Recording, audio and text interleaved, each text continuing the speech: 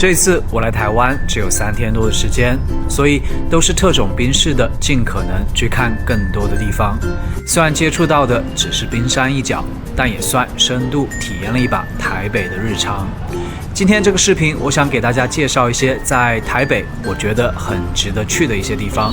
作為一直在愛爾蘭生活的大陸人，聊一些自己最直觀的對台北的感受。首先聊一聊交通。這邊我覺得非常方便，大家用谷歌地圖都會告訴你很準確的最佳搭乘方案。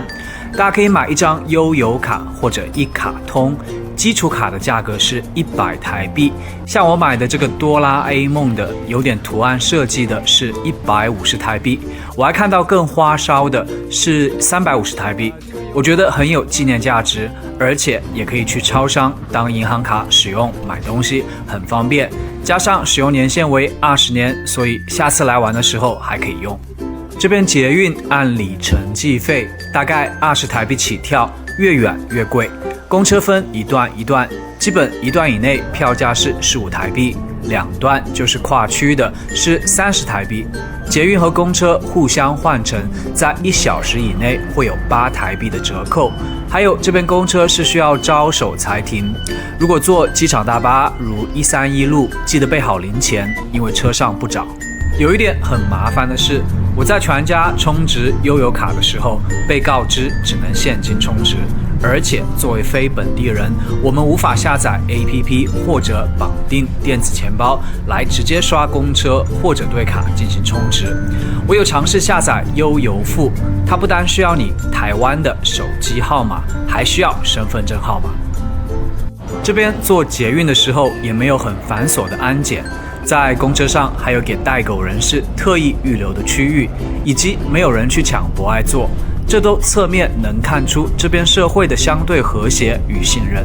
一點小插曲，應該是我在全家買悠遊卡的時候，因為當時悠遊卡上有掛玩偶，所以我一直不覺得那是悠遊卡。店員也非常不耐煩，我再三問了幾遍，他還是只用手指指了指大概的方向。當時很晚也不忙，所以這也是我這3天以來唯一碰到的不太友善的台灣人。今天起了個大早，來看一下故宮博物院。來台北，我覺得不容錯過的是故宮博物院，這裡擁有近70萬件珍貴文物，著名的翠玉白菜和肉心石就在這裡展出。可惜當天他們在南部巡展，沒有看到。這裡可能至少需要預留3個小時進行參觀，而且我發現這裡很多韓國旅遊團，基本上他們在的展區我都很難看到展品。胖胖的，臉也是胖胖的，好像都懷孕了感覺。這個是唐三彩天王聖，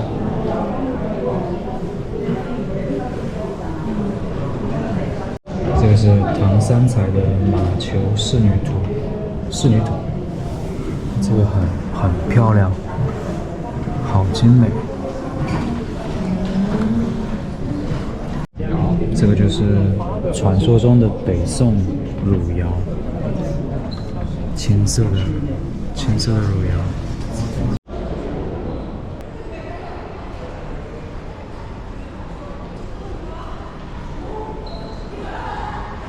永德9年，岁在癸丑，暮春之初，會於會稽山之蘭亭。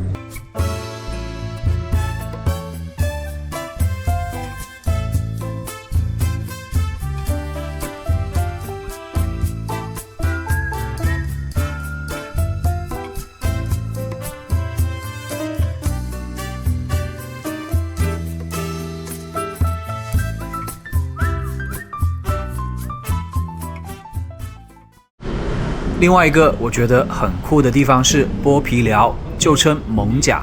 這裡是台北市現存最完整的清代街道之一。剝皮二字起源於人皮無關，最主流的說法是清代時期大批福州商船將杉木運至艋舺港口，商人們便在此搭建工棚寮，剝除杉木樹皮，因而得名。剝皮寮位在在艋舺東南角落的邊緣。這裡本來是艋舺通往古亭莊的重要通道，到了日本時代推行市區改正，也就是都市計劃的意思。整齊的道路取代了原本狹小的街道，現在的廣州街、康定路、昆明街出現了，郭比寮老街只剩下短短一截，而筆直的道路切除街屋超出的部分，蓋起了独特斜向的牌樓錯，形成南北兩面都開店的兩面店。這裡就是保留下來的郭比寮歷史街區。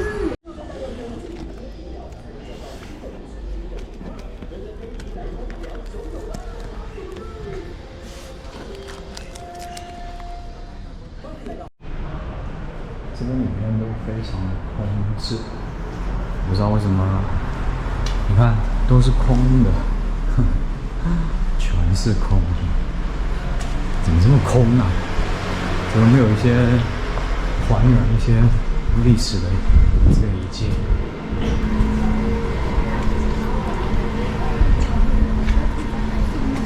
这边好像空置率還蠻高的，裡面都是空的。商店還挺少的，這個確實挺酷的。這裡畫着，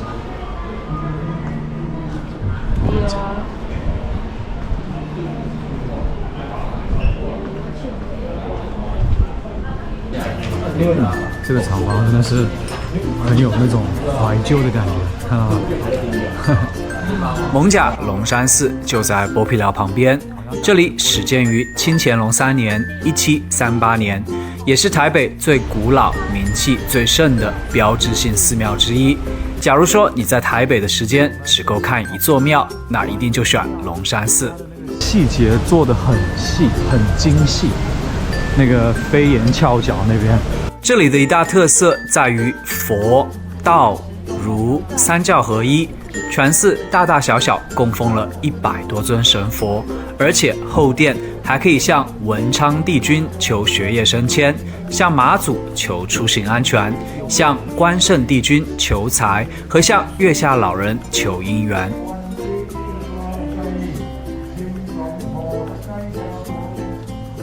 因為古時候的詩人都是住的地方都是希望有這個都希望有福祉，像居士啊、中國宁可食無肉，不可居無竹。哦，你看這個字碑的規則是什麼？規則法規的話就是你跟佛祖求什麼事情你要跟他說，我要請問可不可以？請問神明可不可以？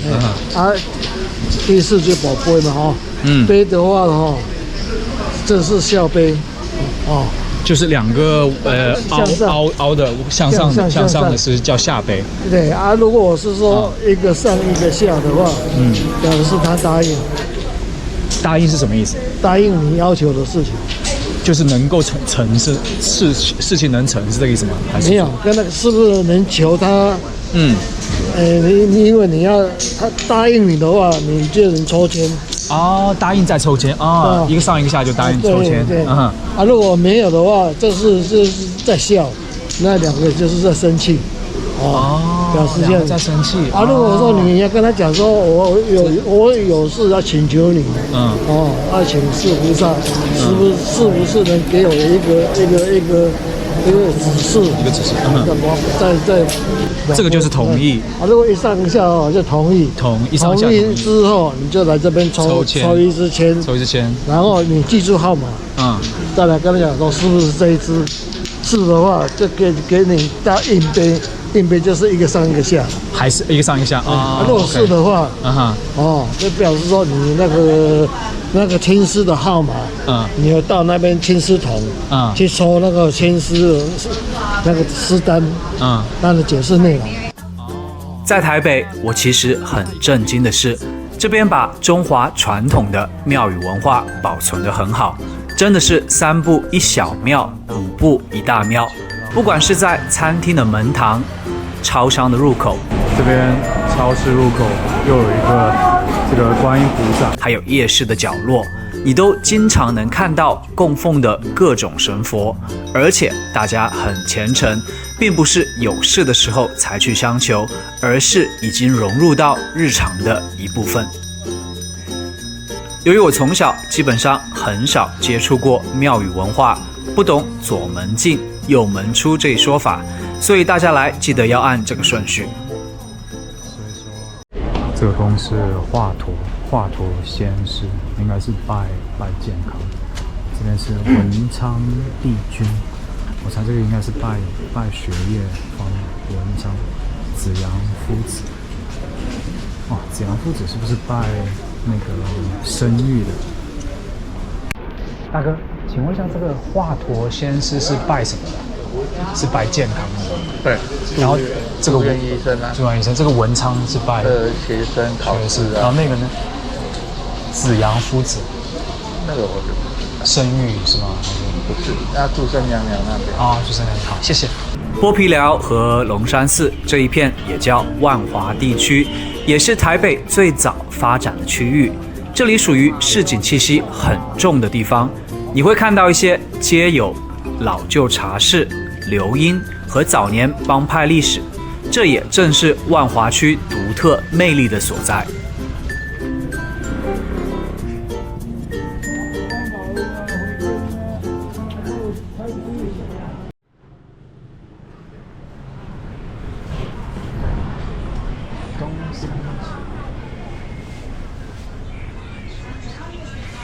你好，叫什麼？這是什麼糕？蘿蔔糕。這麼大一塊？因為那個也我想說好幾個1/4什麼的。好幾個什麼？那個還小了。哦，這個還算小的。小的。這裡面有蘿蔔。有蘿蔔嗎？就是原味蘿蔔糕。哦，160。要一床就要。這個呢？一床這樣50斤。50斤？對，這個還不到3斤。哦。對。這是台灣特色嗎？台灣的，因為我把它切，然後把它包起來，真空。太大了。這個是什麼？那個碗粿。碗粿。碗糕，這個。碗糕是什麼做的？也是米。我們白米。哦，白米啊，白米磨成米漿。好吃嗎？好吃啊！我拿一個好了。拿一個。好啊，來一個，40塊。試一下，感覺還不錯。這個是什麼？年糕，台灣的年糕。哦，年糕不是白色的嗎？它是紅糖。紅糖做，裡面摻紅糖。對。第一是大陸，第二是香港啊。再來就是馬來西亞。我是大陸的。因為對呀。老闆娘是台北人嗎？還是？我是越南人。哦，你是你講這麼好。對，國語呀。這麼厲害，太厲害了。國語比較普通啊。我以為你知道在台南啊，或者是因為我能聽得出一點口音，但是我不知道是不是，我以為是台灣的口音。有些地方會有口音。口音對。哦，那你來這個台灣多久了？我來22年了。哦，難怪。國語比較這個還挺好吃的。台語的話能溝通了，不會講那麼。老闆娘是越南的，然後講那個普通話、國語講得非常非常棒。這個東西真的分量很足，吃了一點就已經很飽了。然後裡面是有一些那種碎肉，還有一點。反正一般般，說實話。一件很好玩的事情就是有一位阿嬷，她給了一個街友錢，然後她跟街友說，今天應該是關帝聖君的生日，是關帝聖君給你的這個錢。這邊人就是宗教信仰非常濃厚，大家都信佛，然後拜佛，然後大家都是非常虔誠、非常熱心。這邊我看到有很多。像這種茶牌室啊、打牌的啊，都在這個龍山寺附近。還有是剛剛有一個大概60-70歲的老媽媽看着我說：“100就好，100就好。”萬華區其實很大。北萬華就是著名的西門町，是年輕人的潮流聖地。大家來這裡一定要記得去吃這位阿姨的爆漿蔥油餅，真的很爆漿，很好吃。與艋舺一樣，迪化老街也稱大稻埕，也是台北極具歷史底蘊的舊城區。我個人是比較喜歡懷舊的東西，所以我也很推薦來這裡看看老街兩旁保留着的大量極其精美的清代閩南式騎樓、日治時期巴洛克式建築，還有紅磚洋樓。而且這裡很多都是百年老店，像這家大華行就創立於清朝咸豐年間，擁有超過160年的歷史。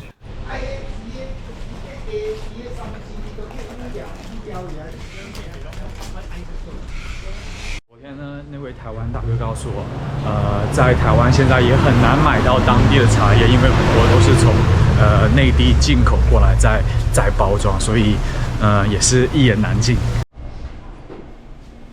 我發現台灣這邊精品店比較客製化，很多很好玩的東西，沒有像說我在其他國家都是義烏產，這邊感覺還都是選貨，都選得很可愛。小貓。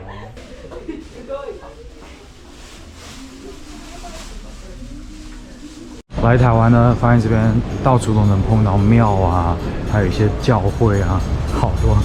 這邊迪化街又有一個。這是台北霞海城隍廟，應該是一個小廟。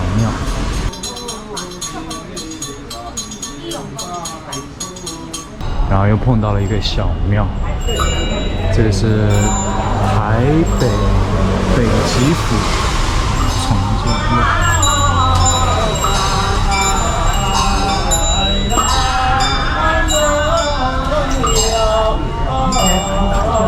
講到這個信佛，我覺得有一個好處是，如果到處都有這個神明的話，你其實不太會去想做壞事。雖然說在大陸的話也會有這種廟啊，但是像這種密集度，還有這個神明就是在一個拐角啊，或者是超市入口這種到處有神明的這個情況還是比較少。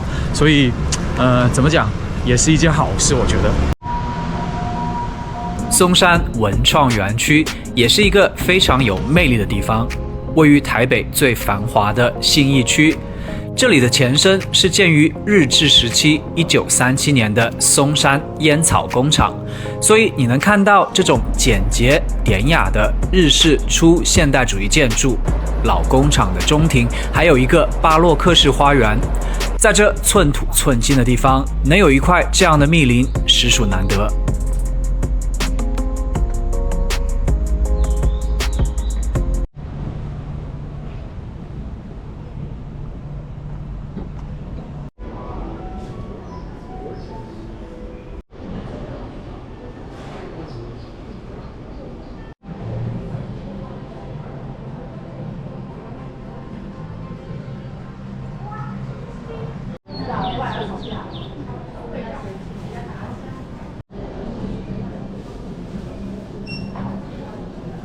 這裡附近就可以走到台北101，因為我剛去過吉隆坡，那邊商場裡真的是張燈結彩慶祝農曆新年，但這裡內部就顯得非常冷清。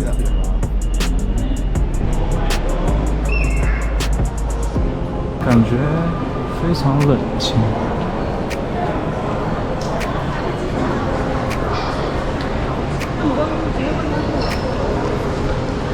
在台北還有很多角度可以拍和101的合影。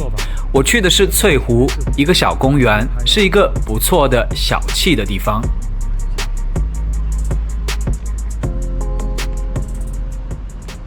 講到綠地，台北市區給我的感受是很少看到大片的公園綠地，多以樓宇之間的小公園為主。我知道台北有大安森林公園、河濱公園、陽明山國家公園都有大片綠地，但對於來台北幾天的遊客來說，不會特意造訪這些地方。我有查閱了一些市政資料，根據最新的市政統計，台北市核心市區人均享有綠地面積僅約5.8平方米，而在我生活的城市都柏林，人均綠地面積為36平方米，所以我能感受到有很大的差別。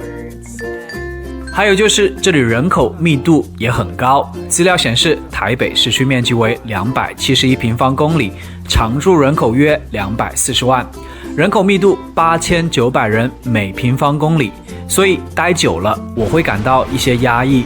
不過這也是大城市的通病吧，不能既要又要。另外就是換匯，因為我大都在歐洲地區旅行，所以很習慣看到掛着大大換匯標記的獨立店鋪。這邊基本上沒有看到，但是後來了解到，這邊一般都是直接去銀行或者像星光三月這樣的百貨裡換匯。還有不得不提的24小時便利店，走100米就可能碰到2個，非常方便。不僅裡面融入了當地人一整套的生活維生系統，並且密度高的嚇人。全台人均超商密度為每平方公里高達6.45家，居全球第2。另外一個感受是，這裡的攝像頭基本都是在公共區域，沒有說到處都塞滿，讓人感到很壓抑。後來我去查了數據，其實台灣的攝像頭人均擁有量其實高居全球第3，不過多集中在治安要道和商店保全。據了解，早年台北捷運車廂內部是沒有監控的，因為台灣人對個人肖像和隱私極度敏感。直到2014年發生震驚全台的隨機傷人案後，北捷才決定全面在車廂內加裝監視器，監控畫面的調閱也受到極其嚴苛的法制限制。這也是經過了激烈的隱私大討論後的結果。如果用一句話定義我所看到的台北，我會說台北是一座有溫度的城市。這裡給我最大的印象是，這裡人民的素質很高，公共場所都會自覺排隊，售貨員很多都是雙手遞給我發票，不好意思，對不起，都是掛在嘴上的。大家都非常有邊界感，熱情又有溫度。像我上次提到的，由於我過馬路時在拍照，所以沒有看到過來的電動車。那位女士還很善意地說了一句要小心哦。還有在桃園的一個公園，一個街友拉着我跳舞，還有酒店的一些很小的細節，還有一個小型晾衣架，看到嗎？往往就是這些可能平平無奇的日常，讓我對台北這座城市刮目相看。這裡的街道小巷都維持得很乾淨，基本沒有人亂丟垃圾，很多老舊的社區雜而不亂，給人井井有條的感覺。由於這片土地都為私有永久產權，所以都更非常困難。加上經濟發展早，所以台北很多地區的城市基調是帶有歲月痕跡、灰調的舊樓。